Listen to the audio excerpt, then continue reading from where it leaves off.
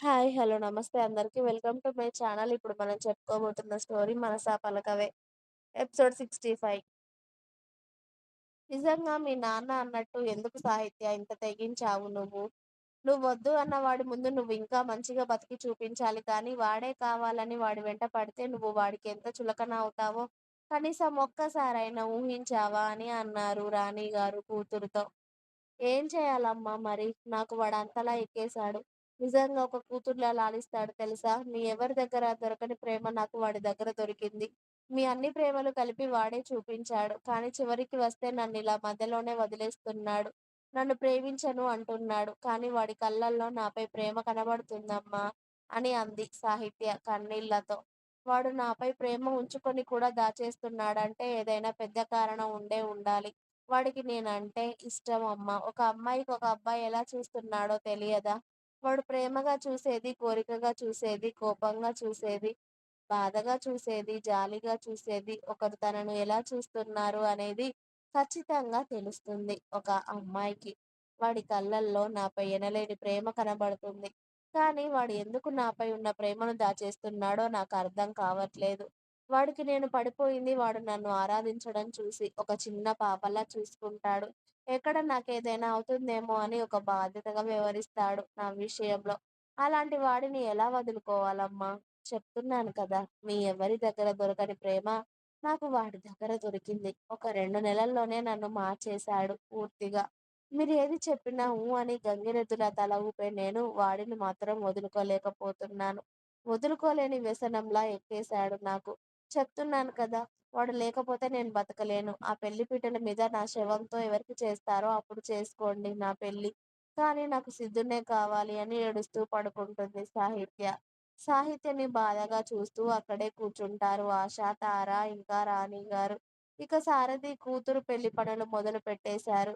ఇంకా లేట్ చేసే కొద్దీ కూతురు ఏం చేస్తుందని ఈ విషయాలన్నీ బయటకి తెలిస్తే ఆయన పరువు పోతుందని, రాజకీయాలలో కూడా ఆయన విలువ తగ్గిపోతుందని త్వరగా పెళ్లి చేసేయాలి అని నిర్ణయించుకున్నారు. వెంటనే పెళ్లి పనులన్నీ ప్రారంభించారు. సాహిత్య ఇంటికి వచ్చి వెళ్ళిన రోజు అర్ధరాత్రి 12 గంటలవుతూ ఉంటే, సిద్ధు ఒక్కడే ఇంటి పైన డాబా మీద కూర్చొని బీర్ తాగుతూ ఉన్నాడు.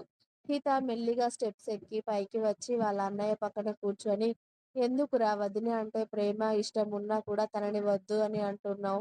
తను నీకోసం ఎంత డేర్ చేసిందో చూసావా? అసలు ఈ ఊరు తెలియని అమ్మాయి, ఇంటి బయట అడుగుపెట్టని అమ్మాయి నీకోసం వాళ్ళ సెక్యూరిటీ నుండి మరి తప్పించుకొని మన ఇంటి వరకు వచ్చిందంటే తనకి నువ్వంటే ఎంత ఇష్టమై ఉండాలి? నువ్వంటే ఎంత ప్రాణమై ఉండాలి? అలాంటి అమ్మాయిని ఎందుకురా వద్దు అంటున్నావు? అలాంటి అమ్మాయిని ఎందుకు కాళ్ళ తన్నుకుంటున్నావు? నీకు అంతకన్నా నిన్ను ప్రేమించే అమ్మాయి నీ లైఫ్‌లోకి వస్తుంది అని అనుకుంటున్నావా? అసలు వదినలా ఎవరైనా నిన్ను ప్రేమిస్తారా? చెప్తున్నాను కదా! తనకి నువ్వంటే పిచ్చిరా! ఎంత పిచ్చంటే నీకోసమే ఏదైనా చేసే అంతలా. తన అమ్మానాన్నని కూడా అంతలా ప్రేమించి ఉండదురా తను. ఎందుకో నువ్వంటే తనకి పిచ్చి. తను మాట్లాడే ప్రతి మాటలో నీ పేరే ఉంటుంది తెలుసా? నీ పైనే ప్రేమ కనిపిస్తూ ఉంది. తను చూసే చూపుల్లో కూడా నీపై ఎంత ప్రేముంటుందో తెలుసా? అది గమనించిన వాళ్ళెవ్వరైనా చెప్తారు తనకి నువ్వంటే ఎంత ఇష్టమనేది. తను నిన్ను చూసే అప్పుడు ఎంత ప్రేమగా చూస్తుందో, ఎంత ఆరాధనగా చూస్తుందో తెలుసా? నువ్వంటే పడి చచ్చిపోతుందిరా. నువ్వు లేకపోతే తనకు లైఫే లేదు అనుకుంటుంది. అలాంటి అమ్మాయిని ఎందుకు వద్దంటున్నావు అన్నయ్య? ఎందుకు? ఏం కారణాలున్నాయి నీకు? ఏ విషయం నిన్ను ఆపుతుంది? సాహిత్య వదినని ప్రేమించడానికి, పెళ్లి చేసుకోవడానికి అని అడిగింది వాళ్ళ అన్నయ్యని ప్రశ్నిస్తూ. తనకి నేను సెట్ అవ్వనే. నాకు ప్రేమ ఉందా లేదా అన్న విషయం పక్కన పెడితే, తనకి ముందు నేను సెట్ అవ్వను అని చెప్తున్నాను కదా!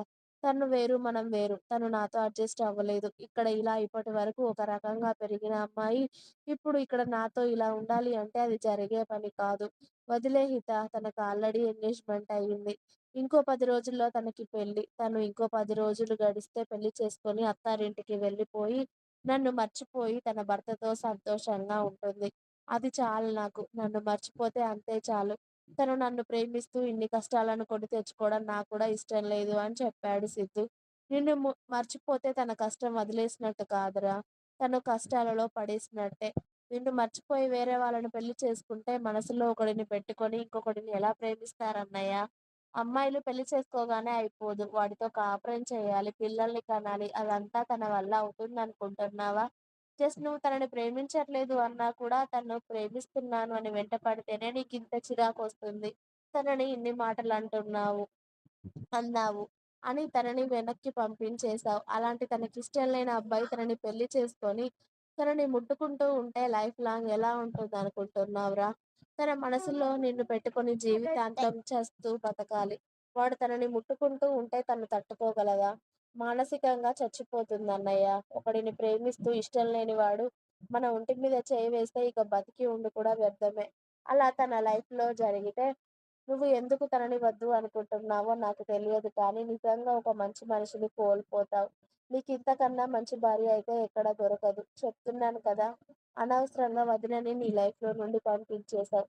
తను వచ్చినప్పుడైనా తనని ఇక్కడే ఆపేస్తే సరిపోయేదన్నయ్య. నువ్వే నీ చేతులతో నీ వదినని కష్టాల్లో నెట్టావు. తర్వాత తను సంతోషంగా ఉండగలుగుతుందనుకుంటున్నావా? నువ్వు జీవితాంతం ఇంకా తను కష్టాల పడుతూనే ఉంటుంది. ఇప్పటికైనా ఒకసారి వదిన గురించి ఆలోచించరా? నువ్వు తలుచుకుంటే వదినని భార్యగా చేసుకోవడం నిమిషాల్లో పని. ఏం వాళ్ళని ఎదిరించేంత సత్తా లేదా నీకు? అన్నీ ఉండి కూడా ఇలా ఎందుకు వెనకడుగు వేస్తున్నావో నాకర్థం కావట్లేదు అని హిత వాళ్ళ అన్నయ్యకి చెప్పాల్సిందంతా చెప్పి కిందికి వెళ్ళిపోయింది. హిత కిందికి వెళ్ళిపోయాక సిద్ధు తాగుతూనే ఉన్నాడు చాలా సమయం వరకు.